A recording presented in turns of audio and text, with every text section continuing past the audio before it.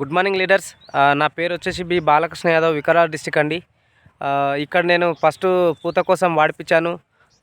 Agri mass, agri humic, agri protect వాడిపించాను. So మళ్ళీ ఇప్పుడు కూడా సెకండ్ సారి పూత బాగా వచ్చింది.